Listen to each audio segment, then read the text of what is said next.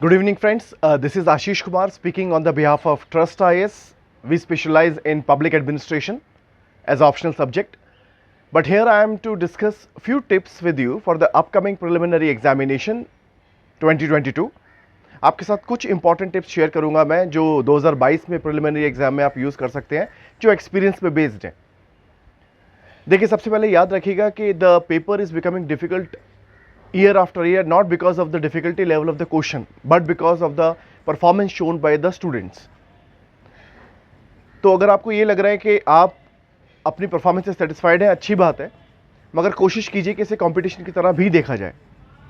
तो अगर आप एक एवरेज लेवल ऑफ डिफिकल्टी को लेके चलते हैं इस एग्ज़ाम की, जो अक्सर होती ही है, वो पेपर बहुत ज़्यादा डिफिकल्ट भी नहीं है, बहुत ज़्यादा आसान भी नहीं है, तो मैं आपको यही सजेस्ट करूँगा कि आप जितने ज़्यादा क्वेश्चन हो सके उन्हें अटैम्प्ट कीजिएगा। एटलीस्ट अराउंड 85 टू 90 की रेंज में तो अपने अटैम्प्ट को आप रखिए। जनरल कैटेगरी की बात कर रहा हूँ, 90 के आसपास अगर आप अटैम्प्ट करके आते हैं तो एक एवरेज स्टूडेंट जितनी गलतियाँ करता है उसके हिसाब से भी आपके पास होने के चांसेस बढ़ जाते हैं। बिकॉज अटैम्प्ट लेना बहुत ज़रूरी है, बिकॉज काफ़ी सारे बच्चे एग्जाम दे रहे हैं, क्वेश्चन कम है, कोई एक अटैम्प्ट नहीं लेगा तो दूसरा बच्चा अटैम्प्ट लेगा और हो सकता है उसका अटैम्प्ट स्ट्राइक कर जाए। So you don't have much scope to leave the examination, to leave the questions, you don't have much scope to leave the questions. Try to do as many questions as possible. Point number 1. Point number 2, अगर paper बहुत difficult लगे, शुरुआत के 5-6 question आपको लगे कि attempt नहीं कर पा रहे हैं आप, या कोई ऐसा एरिया आ गया जो आपने तैयार ठीक से नहीं किया है, तो घबराइए मत। ये ऐसा होता है, पेपर को आप बैक से शुरू कर सकते हैं। फिर आखिरी के 5-6 क्वेश्चंस का जो ब्लॉक आता है, जैसे शुरुआत के फर्स्ट टू 5 क्वेश्चन आपको लग रहा है कि नहीं मेरे को समझ में आ रहे हैं, या फर्स्ट टू 10 नहीं समझ में आ रहे हैं, तो लास्ट 10 क्वेश्चंस को अटैम्प्ट कीजिए। हो सकता है आप उसमें कंफर्टेबल फील करें, और एक बार आपका कॉन्फिडेंस बिल्ड हो गया तो पेपर को फिर हैंडल करना इजी हो जाता है। कॉन्फिडेंस की बात है, अगर आप कॉन्फिडेंट फील करेंगे तो आप परफॉर्म भी अच्छा करेंगे।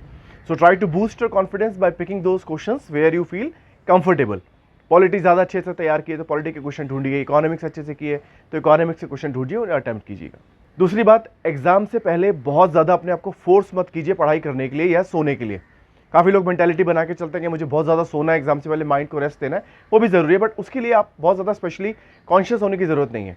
जो आराम से जितनी नींद आए उतनी लीजिए। हाँ, मगर मोबाइल से दूर रहिएगा, कोई स्टिमुलेंट मत लीजिए, बहुत ज़्यादा चाय कॉफ़ी नहीं पीनी, ताकि रात को एग्ज़ाम से एक दिन पहले आपको अच्छे से नींद आ जाए। ना आए, अगर आपने तैयारी करी है और भगवान आपके साथ है तो आपका ये एग्ज़ाम क्लियर करना भी तय है। तो बहुत ज़्यादा उस बारे में मत सोचिए जो आपके हाथ में नहीं है। एक्सट्रीम वर्ड्स को अवॉइड कीजिएगा। क्वेश्चन में अगर एक्सट्रीम वर्ड दिखते हैं, जैसे कि वो पूछता है कि always, never, all of them, none of them, neither, अगर बहुत ही कोई एक्सट्रीम वर्ड बोलता है, या द सिस्टम हैज़ फेल्ड, कोई भी ऐसी टर्म जो आपको लगता है कि ये बहुत ही एक्सट्रीम एंड पे बात कर रहा है एग्जामिनर, तो हो सकता है कि वो स्टेटमेंट गलत हो। ऐसा ज़रूरी नहीं है कि हमेशा ऐसा होता है, मगर अगर आपको आंसर नहीं पता और आपको अटैम्प्ट करना है और आपको उसके अंदर कोई एक्सट्रीम स्टेटमेंट दिखती है, जैसे मैंने अभी बताया कि ऑल, नोबडी, नेवर, ऑलवेज, ये एक्सट्रीम वर्ड्स हैं, तो ये स्टेटमेंट ज़्यादातर गलत होती है। ज़रूरी भी नहीं कि हमेशा हो, मगर अगर आपको अटैम्प्ट करना ही है तो रूल ऑफ थंब ये है कि वो स्टेटमेंट गलत होने के चांसेस हैं। याद रखिएगा, ये एग्जामिनेशन ऑफ एलिमिनेशन है, एग्जामिनर के लिए भी और हमारे लिए भी। प्रिलिमिनरी में अगर आपको 4 ऑप्शन या 5 ऑप्शन मिलते हैं तो सिर्फ सिलेक्शन करना ज़रूरी नहीं है, उसमें एलिमिनेशन करने से भी आपको आंसर मिल जाता है। 4 ऑप्शन है, आपको पता है कि कोई भी हो, या ये 2 तो नहीं हो सकते हैं, उनको एलिमिनेट कीजिए, 2 ऑप्शन बचेंगे। वहाँ पे अगर आप एक गैस वर्क करते हैं, या एक जिसे आप हिंदी में तुक्का बोलते हैं, चांस भी लेते हैं, तो वहाँ चांसेस आपके सही होंगे, क्योंकि 2 ही ऑप्शन बचे हैं तो प्रोबेबिलिटी सही होने की बढ़ जाती है। 4 में से अगर आप अटैम्प्ट मार रहे हैं तो प्रोबेबिलिटी कम है, और अगर आप वही अटैम्प्ट 2 ऑप्शन में से मार रहे हैं, क्योंकि 2 आपने एलिमिनेट कर दिए, तो आपके आंसर सही होने की उम्मीद बढ़ जाती है। तो एलिमिनेशन का पूरा यूज़ कीजिएगा अपने प्रिलिमिनरी एग्जाम में, क्योंकि क्वेश्चन हमेशा ऐसा नहीं होगा कि आप देखेंगे और आप आंसर कर पाएंगे। थोड़ा लॉजिक, थोड़ा एलिमिनेशन, थोड़ा चॉइस, थोड़ा सा विजडम, थोड़ा सा you can say alertness of mind, इन सब का यूज़ आपको एग्जाम में करना पड़ेगा।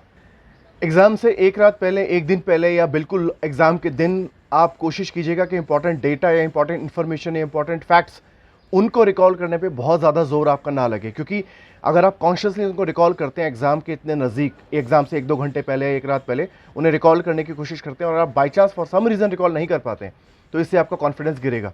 जैसे मैंने पहले बोला, कॉन्फिडेंस गिराना नहीं है, कॉन्फिडेंस को बूस्ट करना है और उसे मेंटेन करके चलना है। वैसे भी ये एग्ज़ाम जो है, प्रिलिमिनरी एग्ज़ाम है, ये मोस्टली इन्फॉर्मेशन को रिकॉग्नाइज करने की एक्सपेक्टेशन रखता है। तो अगर आपको 4 ऑप्शन दिखते हैं तो आपका ब्रेन अपने आप बताएगा आपको कि इसका ये ऑप्शन सही है, क्योंकि कभी ना कभी आपने वो चीज़ पढ़ी है। तो रेमिनिसेंस मेमोरी का यूज़ कीजिए। मतलब कि बात जो मैं कहने जा रहा हूँ वो ये है कि अगर आपको 4 ऑप्शन मिलते हैं तो हो सकता है कि अगर मैं वैसे आपसे सवाल पूछूं कि इसका आंसर क्या है, आप जवाब ना दे पाएँ, मगर ऑप्शन देखने के बाद आपको आंसर रिकॉग्नाइज हो जाएगा और काफ़ी चांसेस है कि वो आंसर सही भी होगा। तो बिल्कुल परेशान मत होइए अगर आप इन्फॉर्मेशन रिकॉल कर रहे हैं और एंड मोमेंट पे, एग्जाम से पहले, एक रात पहले, एक दिन पहले वो इन्फॉर्मेशन आपको रिकॉल नहीं हो रही है। ज़्यादा है तो आप रिवाइज कर लीजिए, मगर उससे घबराने की ज़रूरत नहीं है। अब बहुत ज़्यादा नया पढ़ने की भी कोशिश मत कीजिए। आप ये मत सोचिए कि आपके फ्रेंड ने कोई किताब पढ़ ली है, किसी टीचर के नोट्स पढ़ लिए हैं या कोई पर्टिकुलर सोर्स रेफर किया है तो एग्जाम में वही आएगा। आपने जो पढ़ा है आप उसके ऊपर फेथ रखिए, क्योंकि जब आपने सिंसियर एफर्ट पूरे साल दी है तो उसका रंग आपको कहीं ना कहीं ज़रूर दिखेगा। अब एंड मोमेंट पे अपने आप को पुश मत कीजिए, नई इन्फॉर्मेशन ज़्यादा मत पढ़िए, जो भी पढ़ लिया है उसी को कॉन्क्रीटली रिवाइज कीजिए। देखिए, नई इन्फॉर्मेशन पढ़ेंगे, हो सकता है वो आए ना या आपको याद रहे ना।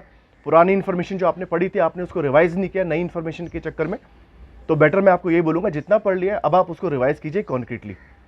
पेपर 1 और पेपर 2 के बीच में जो आपको गैप मिलेगा उसमें बहुत ज़्यादा जो पेपर 1 हुआ है उसका रिकलेक्शन या उसका आप स्कोर चेकिंग मत कीजिएगा, उसमें टाइम वेस्ट मत कीजिए, बल्कि अपने ब्रेन को आराम दीजिएगा।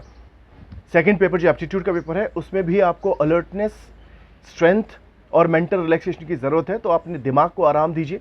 उस 2 घंटे के गैप में ये मत देखिए कि आपने कितना स्कोर किया, कितने सही हुए, कितने गलत हुए। Just relax, leave your brain blank and then take the second paper. चीज़ें आपके हिसाब से ही होंगी। रोल नंबर और पेपर सीरीज़ को मैच कीजिएगा। 2 बार ज़रूर चेक कीजिए कि रोल नंबर आपने ठीक भरा है नहीं भरा है, सीरीज़ सीक्वेंस ठीक भरा है कि नहीं भरा है, और उसके बाद बाकी चीज़ें इतनी इंपॉर्टेंट नहीं है, ये सबसे ज़्यादा इंपॉर्टेंट है। रोल नंबर और आपका पेपर सीरीज़, इसको चेक कर लीजिएगा 2 बार। कोई कैंडी साथ लेके जाइए, कभी आपको बाई चांस बीच में लगे कि you are feeling very low या वेरी टायर्ड तो आप कैंडी खा लीजिए। इतना मतलब इतना ज़्यादा कोई बहुत ज़्यादा रिजिडली वो लोग इस चीज़ से डील नहीं करते, अनलेस उसमें आपने आंसर लिखा है तो बात अलग है। Don't consume too much of glucose, आपको ज़्यादा वो डिहाइड्रेटेड फील कराएगा, थका भी देगा एक लिमिट से ज़्यादा। पानी पीजिए, भगवान का नाम लीजिए। आपने पूरे साल तैयारी करी है तो अब ये सोचना है कि मेरे साथ सही होगा गलत होगा, ये वो टाइम नहीं है। अपना कर्म कीजिए, फल की चिंता मत कीजिए, सब ठीक होगा। So we wish a good luck to all of you and I just pray that all of you, at least this is what I want to actually have a kind of a, you can say this is what I want, that everybody clear the examination। हालांकि वो ऐसा होता नहीं है, casualties होंगी ज़रूर, मगर आप सब चीज़ भूल के अपने एग्ज़ाम को दीजिए। आपने पूरे साल पढ़ाई करिए, रिजल्ट अच्छा ही आएगा। Thank you so much, good luck to all of you.